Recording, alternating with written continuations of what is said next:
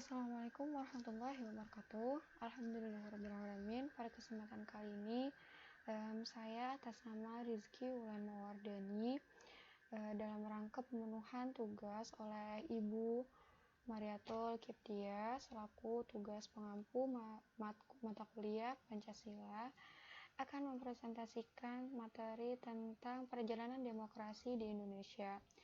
Jadi di sini makalah saya ini berisikan tentang rumusan masalah sebagai berikut. Yang pertama, pengertian demokrasi, lalu sistem demokrasi di Indonesia, sejarah demokrasi di Indonesia, dan yang terakhir contoh kasus demokrasi di Indonesia beserta solusinya. Langsung saja kita memasuki pembahasan yang pertama, pengertian demokrasi. Pengertian demokrasi itu adalah demokrasi adalah bentuk pemerintahan di mana semua warga negaranya memiliki hak setara dalam pengambilan keputusan yang dapat mengubah hidup mereka.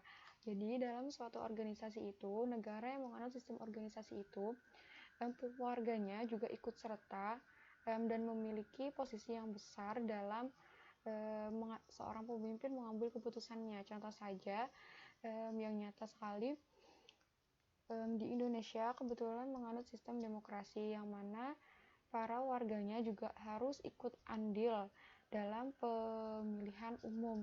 Nah, dalam menentukan pemimpin, siapa yang akan menjadi pemimpin wakil rakyatnya, siapa yang akan memimpin mereka untuk kedepannya, itu semua ada di tangan rakyat.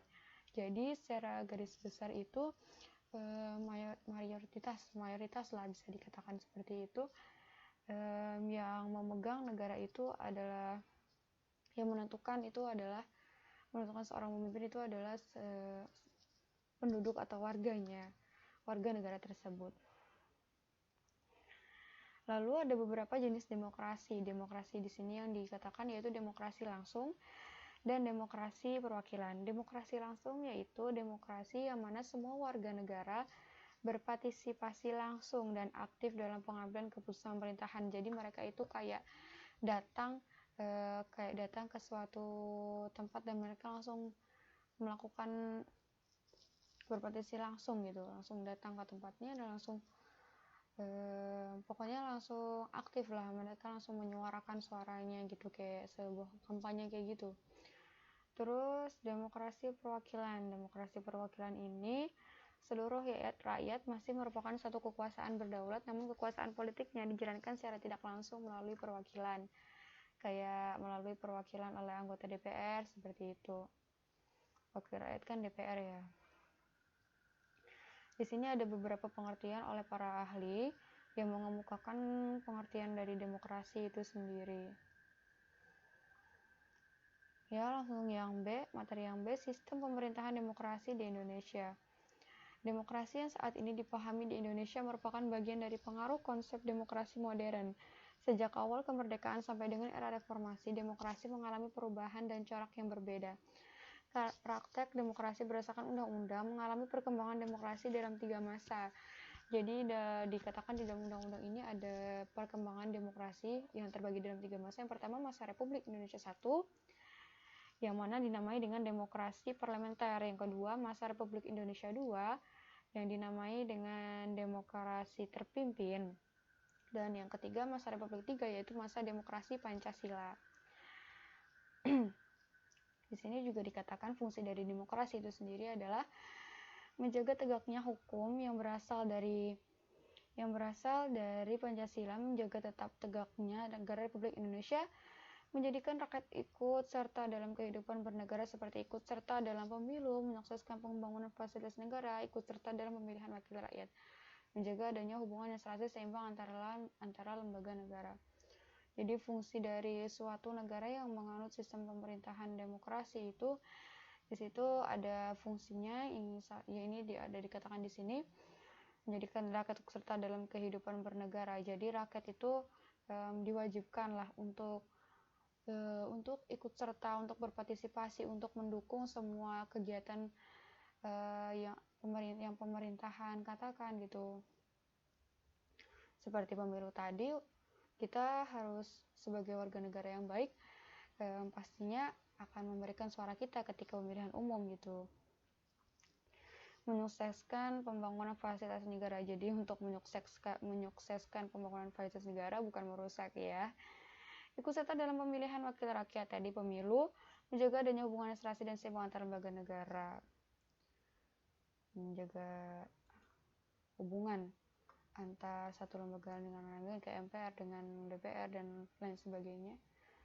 Prinsip demokrasi Pancasila, negara adalah milik seluruh rakyat, bukan milik penguasa negara maupun milik satu golongan. Jadi negara itu yang bertanggung jawab itu bukan hanya seorang pemimpinnya, tapi kita sebagai warga negara yang baik, kita juga punya rasa tanggung jawab untuk menjaga negara itu tetap utuh, tetap stabil, tetap kondusif, seperti itu. Karena itu negara juga milik kita, apa yang ada di sini itu juga milik kita. Kita ikut bertanggung jawab untuk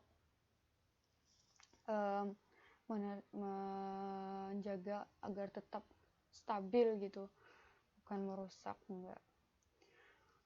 Bukan milik penguasa negara maupun milik satu golongan. Pemegang kekuasaan negara harus bisa mengurus rakyatnya. Jadi sebagai seorang pemimpin yang baik, beliau harus mampu mengurus rakyatnya, harus mampu memberikan langkah-langkah yang terbaik untuk tetap menjaga kondisi suatu negara tersebut agar tetap stabil, aman, dan sejahtera.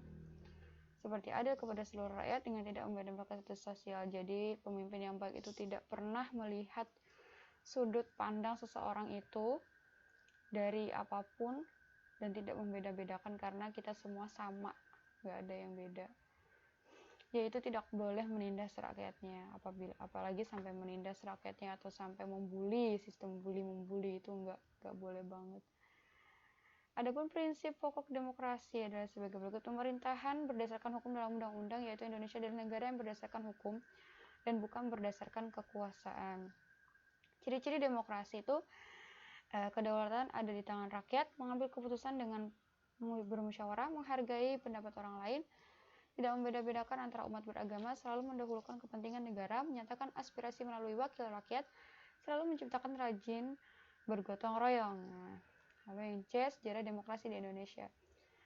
Di sini yang saya bahas kali ini sejarah pada demokrasi kuno di Yunani dulu, baru nanti sejarah demokrasi di Indonesia. Jadi sejarah pada zaman kuno itu ada di Yunani. Juga pertama di sana demokrasi pertama muncul pada masa politik dan filsafat Yunani kuno di negara-negara kota Athena yang dipimpin oleh Cleisthenes. Pada saat itu pemimpinnya adalah Cleisthenes. Warga Athena mendirikan negara yang umum dianggap sebagai negara demokrasi pertama. Jadi di Yunani ini ada nama pemimpinnya seorang Cleisthenes dan warganya yang bernama Athena ini menjadi negara demokrasi pertama pada tahun 508 sampai 507 sebelum Masehi.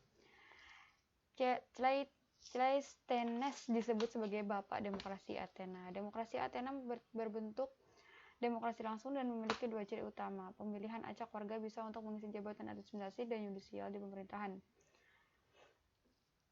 Pemungutan suara pertama dilakukan di Sparta pada 700 sebelum Masehi.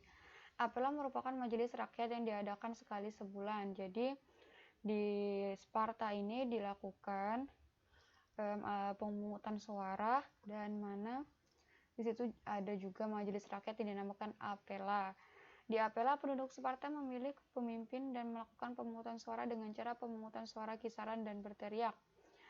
Jadi pada saat itu mereka, para penduduk Sparta ini, memilih pemimpin itu dengan cara mereka berteriak.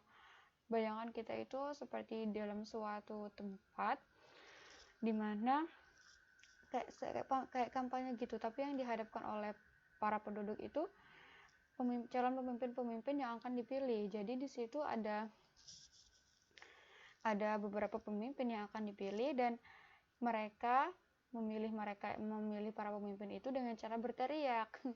Setiap warga negara pria berusia 30 tahun boleh ikut serta. Jadi pada saat itu pria yang berusia 30 tahun boleh ikut serta. Kalau kita saat ini usia 17 tahun yang memiliki KTP harus memberikan hak suaranya dalam pemilu. Aristoteles menyebut hal ini kekanak-kanakan, berbeda dengan pemakaian kotak suara batu layaknya warga Athena. Jadi Aristoteles ini mengatakan bahwa ini hal yang kekanak-kanakan banget gitu dibandingkan dengan pemakaian kotak suara batu layaknya warga Athena yang biasa mereka lakukan. Tetapi Sparta memakai cara ini, tapi para penduduk Sparta ini memakai cara ini